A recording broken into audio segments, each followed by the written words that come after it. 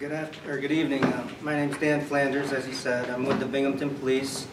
I'm here to talk about safety and promote safety. I'm the Binghamton University Liaison, and I'm located in the University Downtown Center, room 229.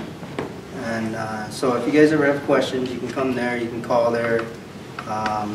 I will give out all my information, my numbers and emails and that sort of thing.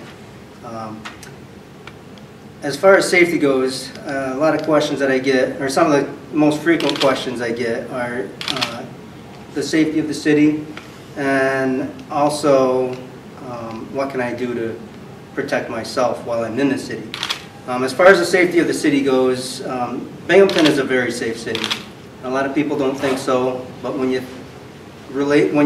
look at us as far as other cities that are close in population, we're actually a very safe city. So there's crime everywhere. We're not going to get rid of crime altogether, but Binghamton is very safe, and I wouldn't say it if it wasn't so. But as far as protecting yourself while you're out in town, the best, and while you're on campus, I guess, the best defense is awareness. Be aware of your surroundings. If you're in the city, know what street you're on if you need help. And if you can, know what other street is near you and maybe a landmark. That way if something happens, you can get help, and you can get help fast. A lot of times I see people don't exactly know where they are, you know. So as long as you can give them the street that you're on, that's a good start. Okay. And then as far as you know, other parts about being aware of your surroundings, if you are going somewhere, know your route. You know, if you can, plan it out ahead of time. That way you have a specific route, and you're not going to deviate from it. You know, if there's a store in the corner, you can go to that store if you need help, or whatever it might be. Look around every once in a while. Check to see if someone's behind you. They may not be following you, but it doesn't hurt to look behind you, see who it is, see if it's a male, female, what they might be wearing, that sort of thing. And then as you're walking down the street, if you see a group of students, or a group of individuals coming at you, and you're kind of like, I don't know about this, cross the street. I always tell people, cross the street. And you know, if they cross the street as if they're following you, then it might be time to get on the phone and, you know, call 911 and say, I'm not feeling very safe right now. I got a group of a group of people coming at me. I cross the street, and they cross the street to follow me if I feel like. So it doesn't hurt to call and you know, voice your fears. It's better to be safe than sorry. And then I guess the last thing I would say is, as far as some of the crimes that happen in the city, a lot of times people will try to bait you into talking to them. So I know everybody's trying to be friendly, and everybody wants to share and be the good Samaritan, but you know, if someone stops me on the street and asks me for a cigarette, one, I don't smoke, but two, I'm not going to stop and start reaching in my pockets and trying to pull out a cigarette, you know, because one, that makes your hands so that they can't defend you, okay? And then the other thing is they might ask to use your cell phone. Don't do it, okay? One, because it's easy for them to run away with it, and two, again, you're gonna take your cell phone out and you're gonna look at it, and then you're not looking at the person, okay? You take your eyes off that person, and you don't know what can happen after that. You don't know what happened. So just be aware. That's the most important part, is, you know, be aware of your surroundings, know who's coming at you, know if there's someone behind you, know what street you're on. Okay? Okay, thank you, Officer Daniel. Those were actually very helpful tips, things I had never even thought about myself. So I really appreciate that. One more thing. And you can add one more thing. One more thing. If a lot of you folks live out in the city and Christmas break is coming up, excuse me, Christmas break is coming up and it's a long break. So you're without your things, you're not in your houses here in the city for a long time, like 5 weeks. If you can, take things with you, okay? Take your cell phones, take your laptops, obviously you're not going to take your big screen TV, I mean, unless you really, really want to. I probably would. But take as much of the valuable stuff that you can with you, okay? Don't give your keys to anybody. Just be like, hey, can you watch my house? Lock your doors, lock your windows. Make sure they're locked and shut before you leave. And this goes for any day, you know, whether you're going to class or shopping or out to the bars.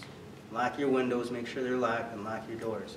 That's the easiest way for people to get in your apartments, is through a window that hasn't been secured. You know, you might have had it open up the night prior because you were hot. You know, but make sure that's locked. And then the items that you might have in your cars, same thing. Don't leave a wallet out, don't leave a purse out, your cell phone, money. What's that? GPS. GPS, that's a good one. We get that a lot. Computers, nowadays computers cost about $1,000, a good one, costs about $1,000, okay? So take all that stuff with you when you go inside your apartments, and when you leave for break, take as much of the stuff with you as possible. I know it's a pain, but it's less of a pain to do that than to try to replace it all at the beginning of the year, okay? Because I guarantee when you guys all get back in the end of January, the city will be inundated with burglary reports, and it'll be all student housing. So just keep that in mind. And you know, I've been with the department for almost 8 years now. It happens every year, every year. So this is the first year we've had myself in this position, so hopefully we can get the information out and people start locking up their houses and taking the stuff with them that they need to take. That way you're not out all your belongings. Okay? Yeah, hey everyone, I'm Anand. I'm a grad student from Watson School. I think Officer Dan and all the other panelists already spoke a lot about safety and security. I just want to add a few points to it. So the first important thing when you guys are renting a house, look for the location. Though you might find a lot of cheap houses, the location is not good, please don't take it. Make sure the location has a lot of students already living there, like it's like a student community, like living surrounding areas, like they have a lot of people living there. So just don't go to a deserted place, you know, where it's very hard to find people around, because that might have few safety issues. And then and other important point to keep in mind is look for houses which are very close to the bus stop. If you want to commute to campus by bus, it's very good. It's very safe to look for houses which is very close to the bus station or bus stop, because we had a few security concerns from students, because because the buses schedules are like not very, they are very frequent during school hours. When there is no school, it is not very frequent, so you might have to walk 2 or 3 blocks away to catch a bus, and that with the late nights, it might cause few security concerns. And then being a member of the safety council for students on campus, on off campus, I meet with the school of the police chief every once in a month, along with the dean of student affairs. We discuss a lot of issues, and the police chief tells us what's going on, what has to be improved, what safety issues could be, what issues are there, what happens like every month. He just gives a recap of every month what's going on. So what his advice for all the students is, the late nights, try to travel in groups. Make sure you don't just give, if someone asks for a help or like if someone wants to make a call, don't give your phone, just as what Dan said, because all these kind of stuff leads to another, and then it might get into problems. And then there is a very important issue. There is a text alert system which has been up for all off-campus students. Like, it's very similar to the B alert system what we get on campus. The text alert system is like, it gives you warning messages or if there is any safety concern or security concerns, then the Broome County, the police department will send you a text alert system, which you can find all details on the off-campus website as well. Then, yeah, as what Ivan said, there is the Rate My Landlord. There is a website. It's called Rate My Landlord at binghamton.sa.org or something. I'm not very sure about that. They have this website where you can rate your landlords. You can find information about the landlords, and which should help you guys better to find a house.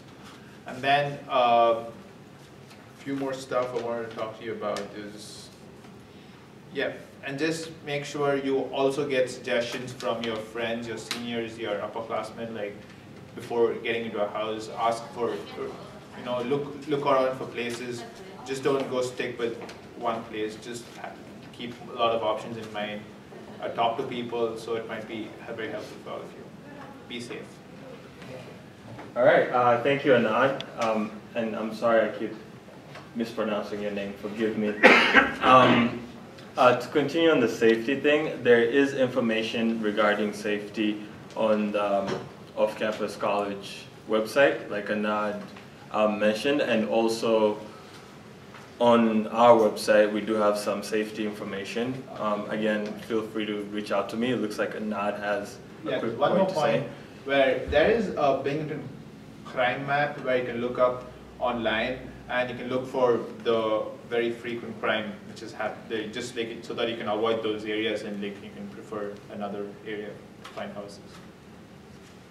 Okay.